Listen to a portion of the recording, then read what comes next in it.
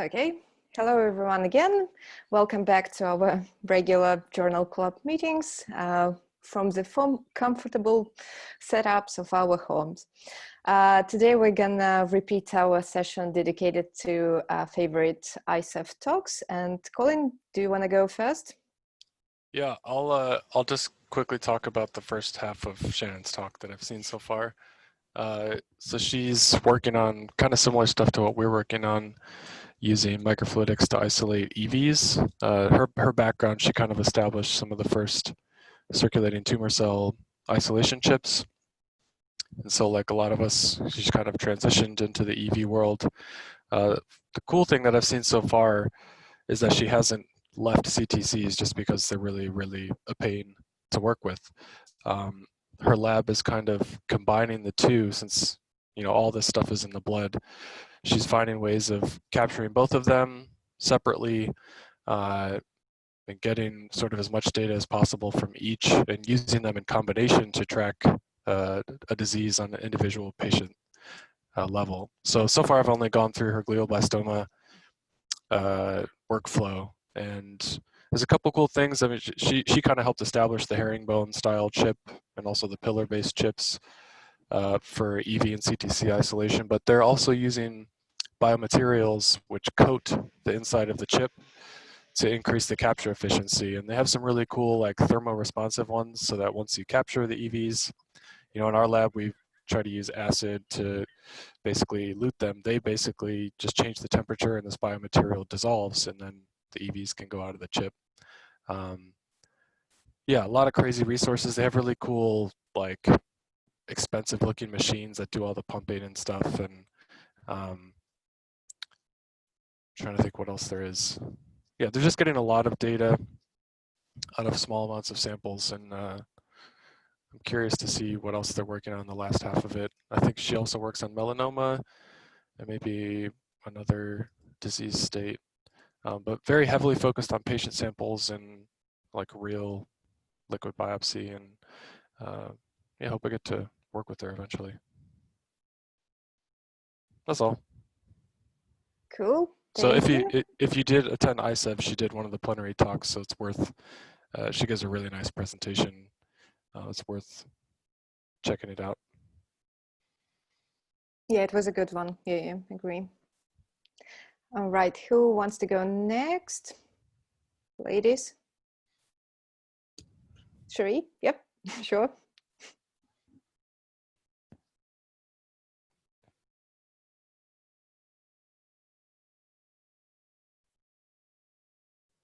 You're muted, by the way, Cherie, in case you didn't know. I know I'm muted. I'm going, oh, because I can't find the screen. There we go.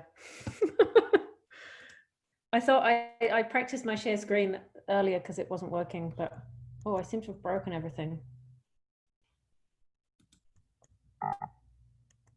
Oh dear, I can't actually see anything. We can see your screen. Yeah, we can see. Now it's in like presenter view. Okay, it's back to normal. Okay, can everyone hear me? Yes. Okay, because it was giving some weird things. Okay, so I'm trying to start the screen share, but it's just not working. I'm just getting a black screen. But we can see it. Yay, modern technology. Okay, so I'm just going to leave it on normal show. Sorry. All good. I thought I'd fix this. Okay, so I was, this is a poster, and I put it on my to look at list because it had fluidic in it, but it's actually not actually about microfluidics, unfortunately.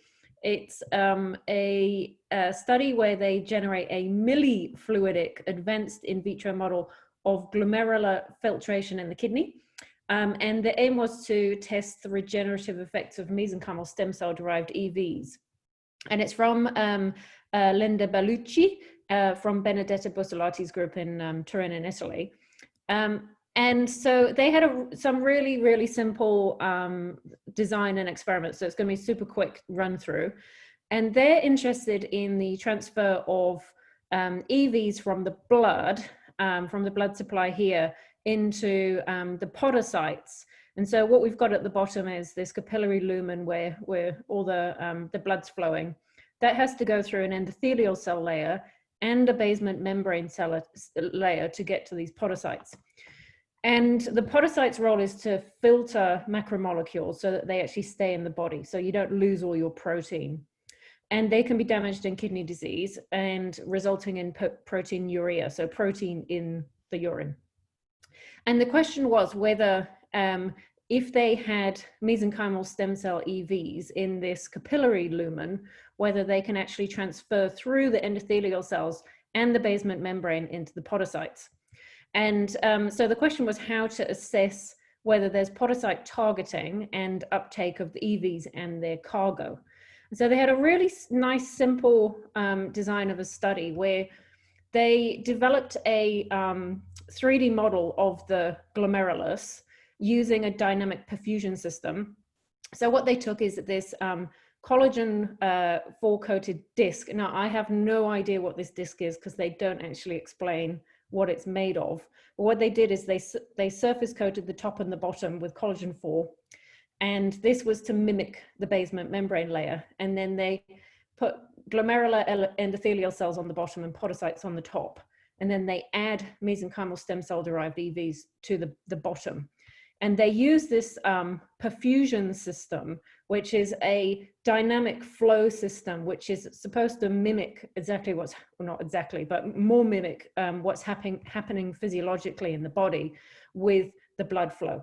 And to see whether, if you add these vesicles to the outside, which would mimic the blood capillary, whether they can transfer across this layer into the podocytes.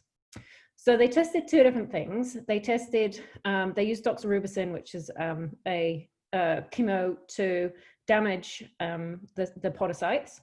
And they asked the question of whether these mesenchymal stem cell EVs can actually repair. And they tested this by using apoptosis analysis using flow cytometry at 24 hours after treatment. So it was damage, then treat with the EVs, and then test for apoptosis.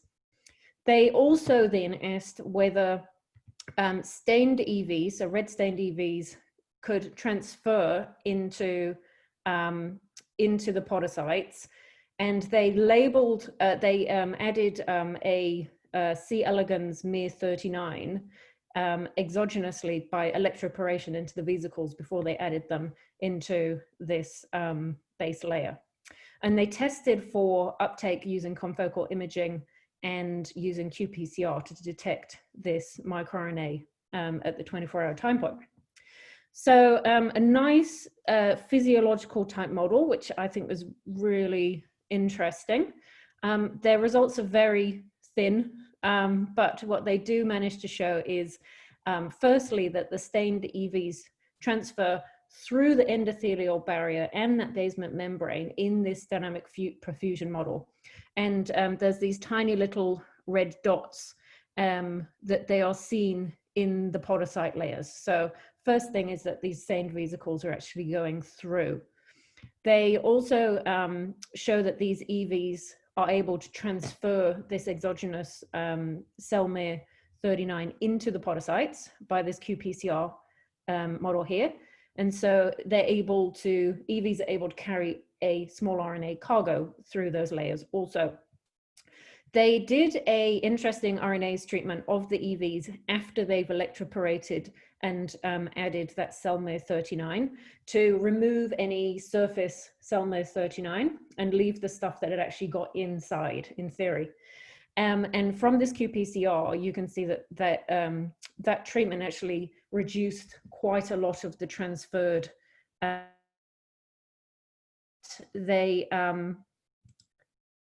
My computer's doing crazy things. But they still show that there is some uptake. So that's lumen, EV lumen microRNAs being transferred. And then the final experiment was this doxorubicin treatment. And these are probably absolutely tiny, so you're not able to see the flow diagrams. But what they did was they challenged cells and looked at the apoptotic profile of the podocytes. And in this upper quadrant here, you can see there's much more red in this late apoptotic dead compartment stain with annexin 5 compared to the ones that were treated with the mesenchymal stem cell EVs. So they show that there is a rescue effect when you post-treat the podocytes with the EVs, and that this effect is being transferred through the endothelial cells and that basement membrane, which I think is really cool. So yeah, summary is, you don't actually have to have a look at the poster because I've pretty much pulled all of the figures from the poster. Oops. But really interesting model, and I really like the dynamic perfusion that they've used, which is supposed to mimic the physiological flow a little bit better. It's much more relevant than here's a well chucking some vesicles on, gravity pushes them down, oh, they go in. I think it's a great model. Okay, so that's me. Happy to take any questions if anyone's got any. I'm not sure I'll be able to answer any, but. Thank you. Any questions for Cherie? I'm just curious if they showed that it was like a confluent monolayer that it's passing through, because you could imagine if it's not. Hang on, sorry, I was just fixing my speakers. What was that? So they're showing that it's passing through a confluent monolayer. Like, how did they validated that first? Otherwise, you could just have them passing through a single pore and ended up. Yeah. No, I suspect that there's actually I listened to the 3-minute chat, but having done one of the poster 3 minutes, you actually can't say much. Yeah.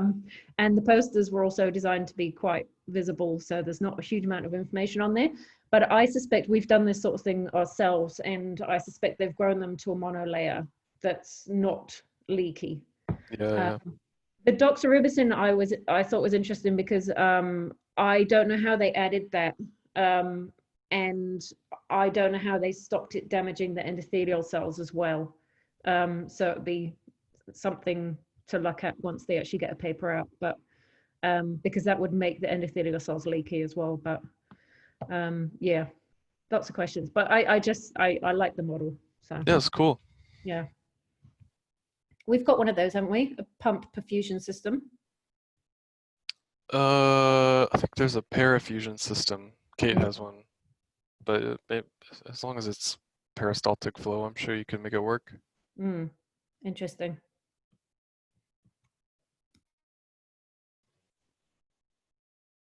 Any other questions? Nope. Thank you, Cherie. Ella, do you want to go next? Sure. Okay. I'll just share my screen.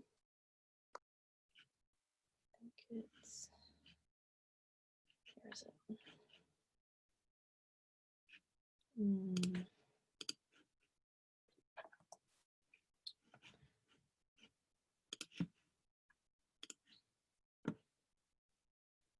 Sorry, 2 seconds. Where is it? That's all good. Right. Cool. So I did a poster. Oh, hi, I'm Ella, if you guys don't know me as well. Can you see me? I'm not actually sure if you can. Am I there?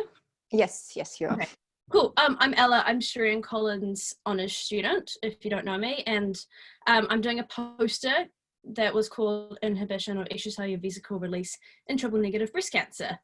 I thought this was quite cool because basically what it's showing is how extracellular vesicles could be making triple-negative breast cancer more aggressive, and that by blocking them, you can potentially make the triple-negative breast cancer less aggressive. So basically there's multiple subtypes of breast cancer, and triple-negative breast cancer is the most aggressive. There's no targeted therapy for triple-negative breast cancer, so conventional chemotherapy has to be used, which results in a poor prognosis for these patients. So you can see here that it's got the lowest prognosis for the lowest 5-year survival rate. And a previous study that this group did was looking at showing that triple-negative breast cancer can transfer phenotypic traits from the parental cell to donor cells. Sorry, I have like a little thing on my screen here. I'm trying to move it. Oh, there we go. So basically what they were showing is with two cell lines, which are the same ones. This one, the HS578T, is an isotype which is more aggressive. And they were showing how the isotype was capable of releasing extracellular vesicles, which made donor cells that were exposed to these extracellular vesicles have increased invasiveness, proliferation, and migration. And so then what this poster presentation was showing was if you were able to block the extracellular vesicles from this aggressive triple negative breast cancer cell line, then potentially it would be able to decrease the aggressiveness of donor cells. And so, what they did is they had inhibitors, and so the inhibitors they used were calpeptin and Y27632, which blocks budding from the cell membrane, and GW5869 and manumycin A, which blocks EVs from multivesicular bodies, and then they had a combination of calpeptin and Y27632.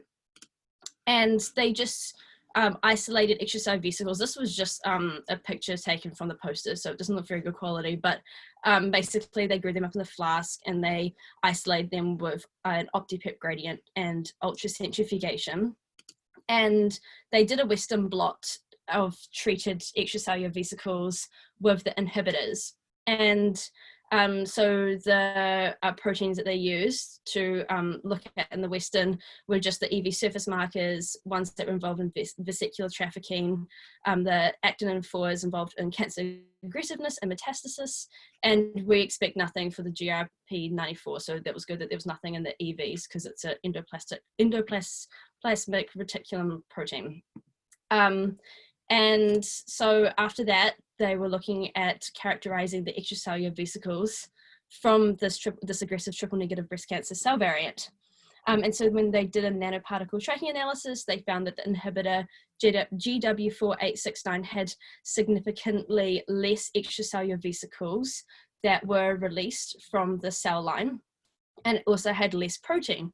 So this was showing that there was a significant result and that there were less extracellular vesicles released in comparison to the control, which is quite interesting. But then what they did is they did a flow cytometry analysis to look at extracellular vesicle positive markers with inhibitors. And so they looked at the CD9 positive EVs, and they looked at all the inhibitors, the extracellular vesicles treated with these inhibitors, and they found that all inhibitors significantly decrease CD9 positive EVs, and Y27632 and combo 1 significantly decrease the CD63 positive EVs, and then CD81 positive had combo 1, which significantly decreased these treated EVs, which is quite cool. But then I was looking at another paper. This one was published in late 2019. And I was just wondering if CD63 was good to use for the cell line, just because in that same cell line, HS578T, CD63 is only kind of mildly there for EV lysates. It's not there for whole cell lysates. But then they showed in their Western blot that there is CD63 in their whole cell lysates in all their EVs. So I'm not sure if I'm missing something, or like if anyone has anything that they want to comment on for that. Like I just thought that was kind of weird. I was a bit skeptical about it. It's just different sensitivity methods. Yeah, but I don't know. It just kind of made me like not entirely sure if like what they were doing was like 100%, but it could just be some variance. Westerns, they're more sensitive than the proteomics. Okay. So you can dial up the signal to be able to see. Okay, cool. Yeah, I just thought I would mention that. But yeah, because then they saw that there's these two, the Y27632 and the combo 1 showed that it had the significance. But yeah, and so then the next thing that they did, I'm not sure why that keeps clicking, but anyway, the next thing that they did is a migration assay of separated extracellular vesicles treating wounds on 2 triple negative breast cancer cell lines. So basically, they got extracellular vesicles from the triple negative breast cancer cell lines that had the treatment with inhibitors on them. And then they tested these on donor cells. So we're basically like at this stage here now looking at what the effects are of the extracellular vesicles released from different inhibited cell lines, different inhibitors on these two cell lines. And the results from this showed that at two different concentrations, so 10 to the 5 and 10 to the 7 EVs that were added on MDA-MB-468, it showed that EVs had less migration than the control at both concentrations, which is quite cool. So it's basically showing how the extracellular vesicles that were inhibited are actually like causing less extracellular vesicles to go to the donor cells, which I thought was quite cool. And then the same thing for HS578 T cells, they're less than the control again as well. Not as much as the other cell line, but that's still less than the control at both concentrations. And so in conclusion, what they found was that the inhibitor GW4869 significantly decreased the release of EVs from the triple negative breast cancer isogenic subtype, triple negative breast cancer subtype variant. And extracellular vesicles released following treatment with inhibitors had less EVs positive for CD63, CD81, and CD9 compared to no treatment. The EVs had a limited effect on the proliferation of the MDA-MB-468 and HS578 T cells, and migration of MDA-MB-468 and HS578 T cells decreased after treatment with EVs compared to controls. So this shows how maybe the inhibiting the EVs could decrease the aggression of tumor cells, which is quite cool, because if you could do that as a potential treatment option for triple negative breast cancer, which doesn't have any targeted treatments at the moment, it could be quite interesting. So yeah, thanks for listening. If you got any questions, you, Ellen. you can throw them my way. Do we have any questions? The question is, how do you target the delivery of the EV inhibitors, right? Because you don't want to, Yeah. EVs are also important in healthy processes. So if you need a really good delivery system, or you're going to have probably serious side effects, I would imagine. Yeah, definitely. That's cool though. You'd probably have to find like a specific EV from a triple negative breast cancer cell line. Yeah, I'm not sure if like they didn't say anything about it, like it was just a poster, but I mean actinin 4 is, I just like had a glimpse at another paper that mentioned that it is involved in triple negative breast cancer, that's overexpressed in triple negative breast cancer, and they tested it here. So I don't know, that could be quite a cool one to target maybe, but yeah, I thought it was quite cool.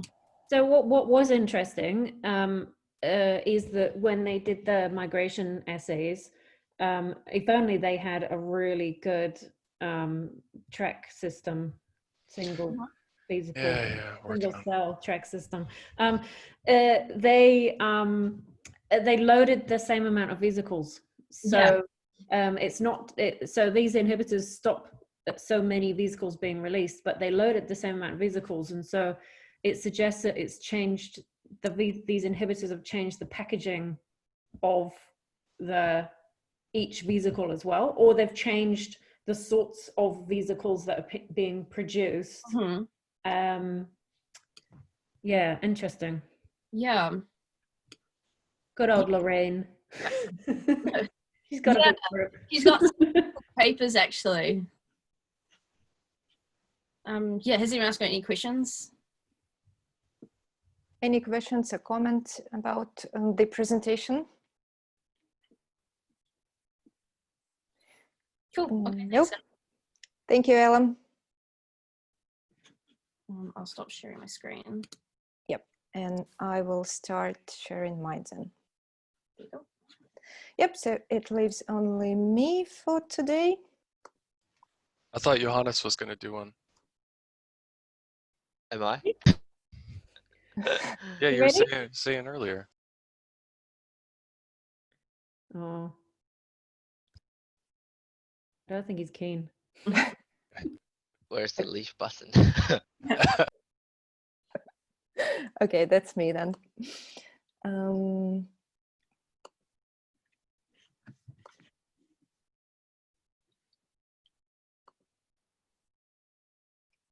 Can you guys see my screen? Yep. Cool. All right. Today I decided to talk about bacterial extracellular vesicles. First of all, they're still the main focus of my PhD. And secondly, they're highly underrepresented in all the ISEV meetings and at our journal club meetings as well. I couldn't decide which of the bacterial extracellular vesicles talk to pick, so I decided to present two talks that I liked. First one was by Maria Kaparakis-Liaskas from the Latrobe University, and this was done within the education day, and her talk was called EVs in Bacteria and Non-Mammalian Diseases. And the second talk I enjoyed was by Raymond Hakami from George Mason University, and he was talking about mechanisms of innate immune regulation by exosomes released during infection with pathogenic gram-negative bacteria. Sorry, I'm experiencing some technical issues with, oh, okay, here we go. Sorry about that.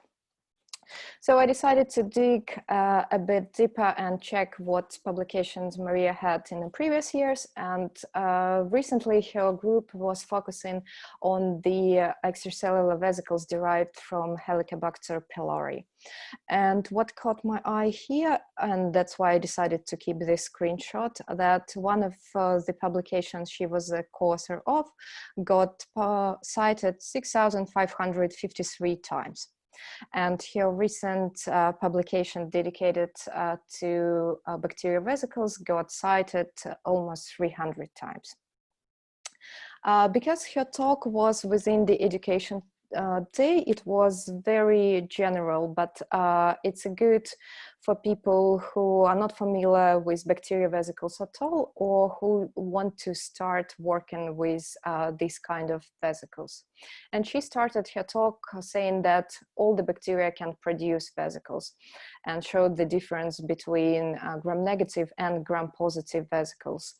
Gram-negative vesicles are more established, and they were discovered more than 50 years ago, where the gram-positive vesicles were confirmed to be released only 10 or 20 years ago.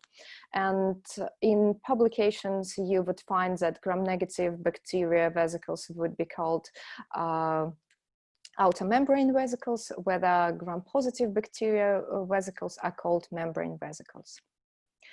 And these bacterial EVs were shown to facilitate bacterial colonization and survival in the host. They do it by several different ways. They can promote bacterial biofilm formation.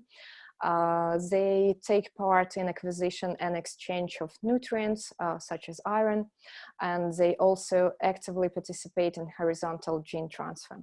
They can also degrade antibiotics by packaging enzymes such as beta-lactamase. Bacterial EVs can interact with host cells and also mediate inflammation in the host. And they start by interacting with a toll receptor on the surface of the epithelial cells. They can also disrupt the tight junction between the cells, got into submucosa, and further interact with different immune cells. They can also get into the human cells, get processed within the cells, and some peptides and proteins from bacterial vesicles can be then internalized into the human exosomes, be released, and then got into contact with the immune cells as well.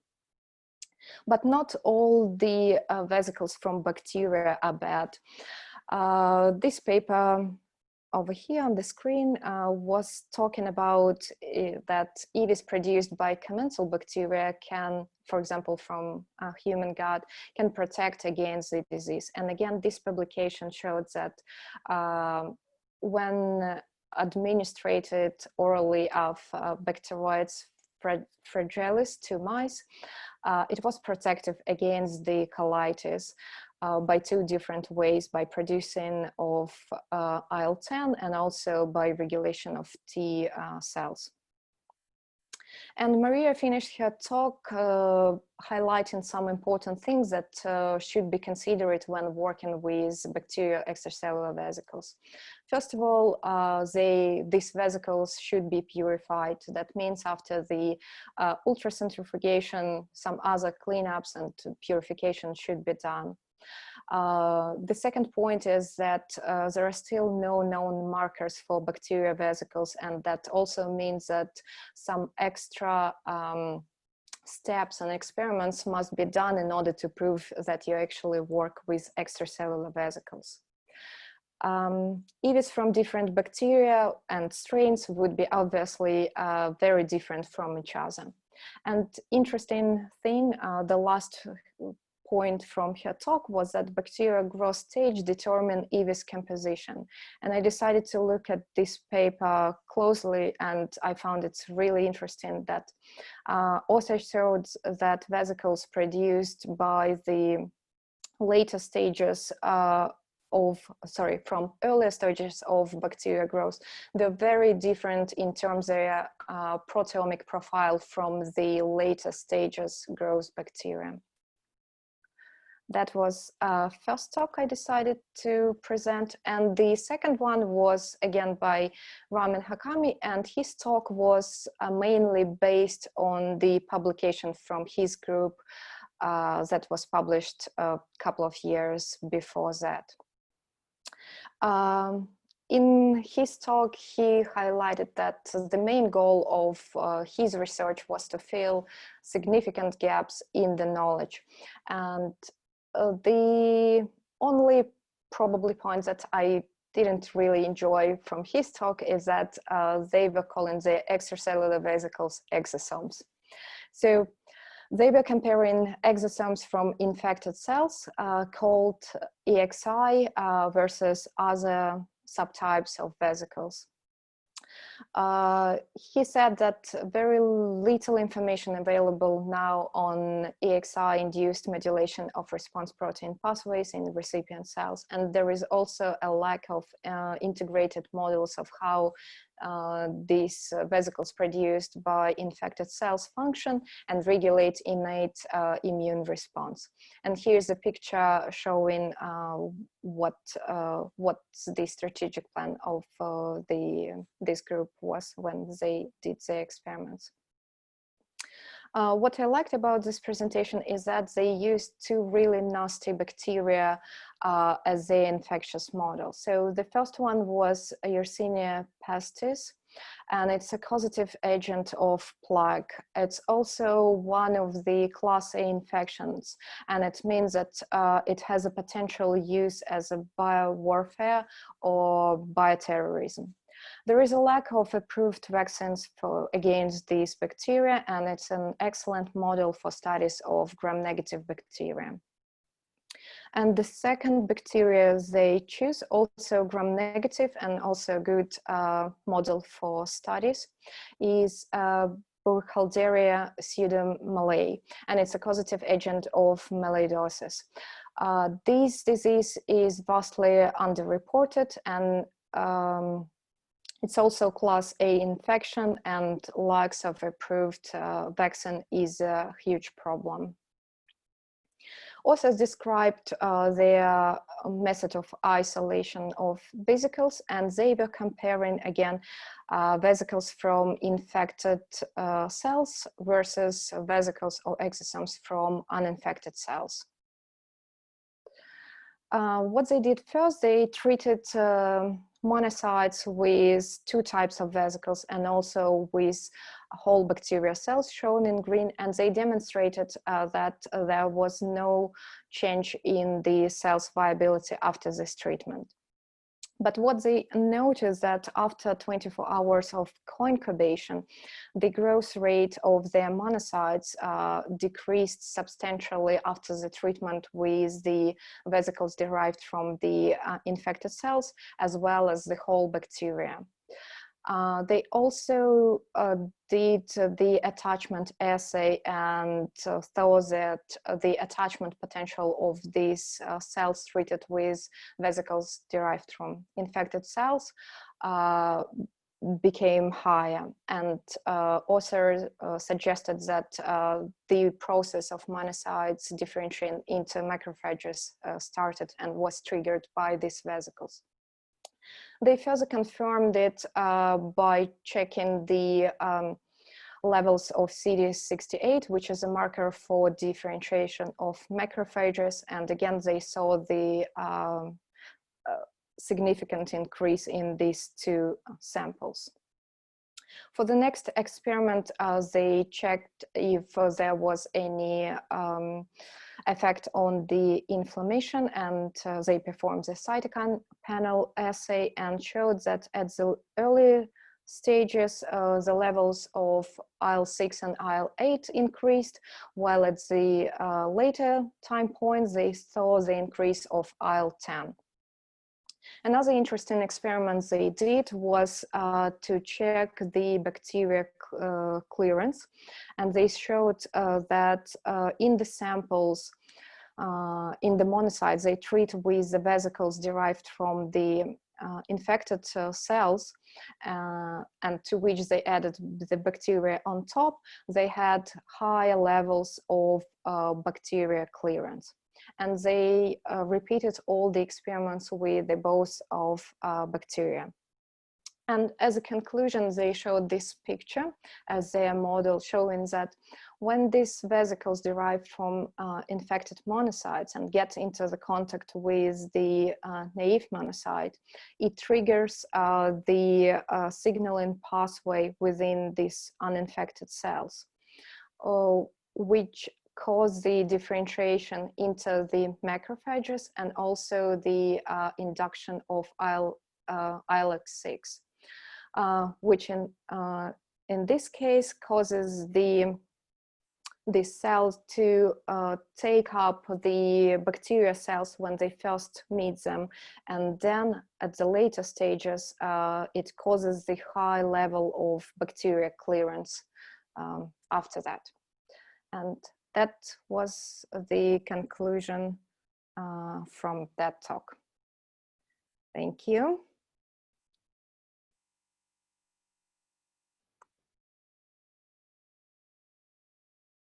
Any questions about these talks?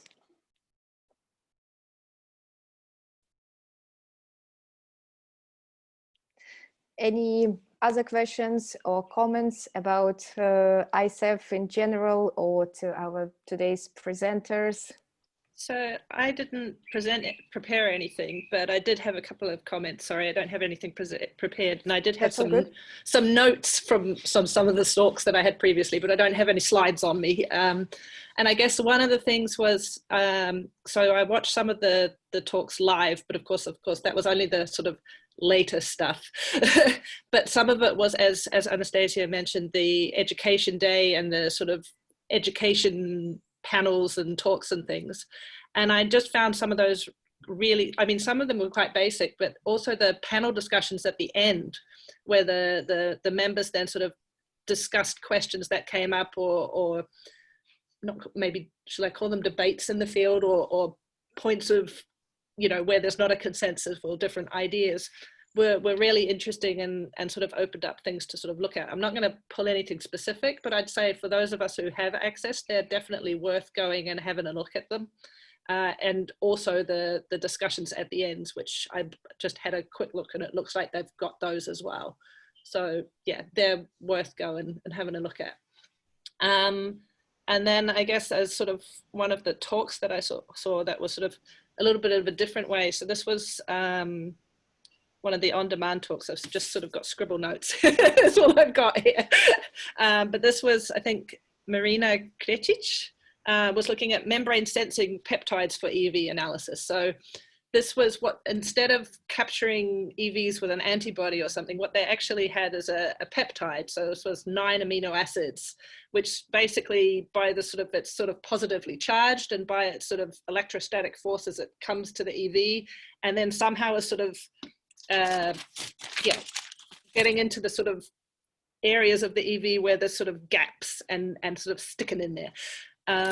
It didn't quite sort of with some of the hydrophobic groups, I think, that they had there. And so it's sort of another, they've basically taken this peptide and there's a linker on it, and they've used click chemistry to sort of bind it to a surface.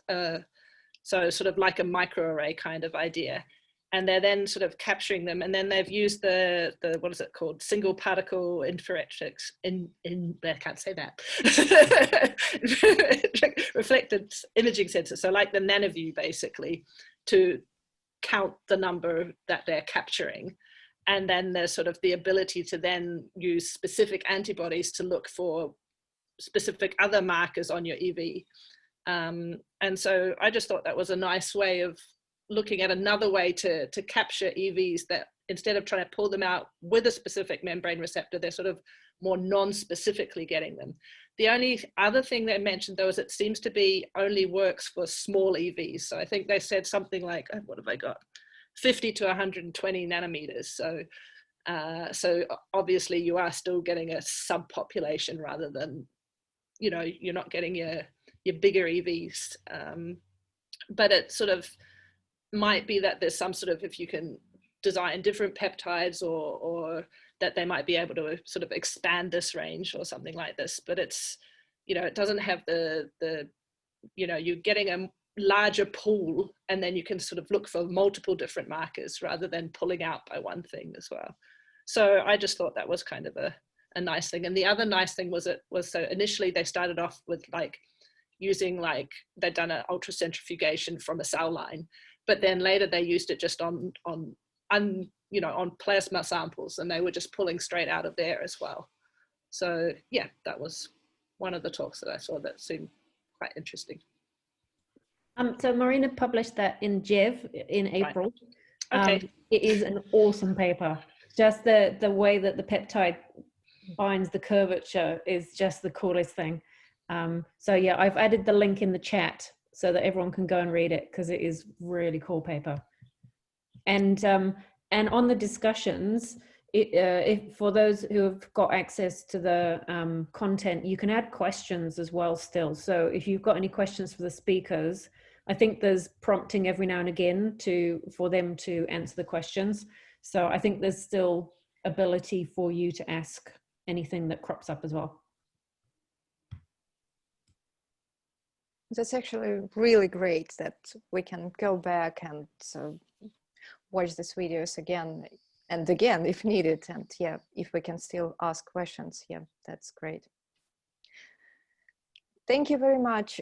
Any other comments, questions, feedbacks? Volunteers. Thank you, Colin. Volunteers. We might stay at homes longer than we want to. So yeah. Yeah. So we were talking last week about moving this to a monthly thing, but I think if we, having read the news today, if we're on lockdown for a bit longer, we'll keep it at 2 weekly. But that relies on volunteers. I think Mm-hmm. Chi should present. You're up next, Chi. Yeah, Chi. So you are, okay. Yeah, I can do it, no problem. Yeah, I can do it. Yeah. Awesome. Oh, that was easy. Yeah, and keep going. And I think I have something and, present. Yeah, no problem. Yeah, for the simple study. We'll be honored to have a professor do the journal club. Yeah. And then maybe Weilin, and then maybe Shireen. I was going to say I'd be happy to volunteer again. And Joni. Oh, yay! awesome. Excellent. Okay, so everyone, Anastasia will send the email out again. So if you get in contact, it doesn't matter if we have more than one volunteer. We can make room. Mm-hmm. We've got Absolutely. plenty of weeks, possibly. So the talk around half hour. Yeah. Yeah. Okay, no problem. Yeah. Or Very less if you flexible. want. Yeah, no problem. Yeah, I can do it. No problem. Yeah. Yeah, and it can be a paper or your recent results or not that recent. Yeah. I try to present something I'm doing at the moment. Yeah. Yep, would be great. Thank you. No worries. Thank you. Thank you very much all for joining us today. So we will see you in 2 weeks with Chi presenting his recent results. Take care, everyone, and thank you very much for joining us. See ya. See you. Bye. See ya. Bye, everyone.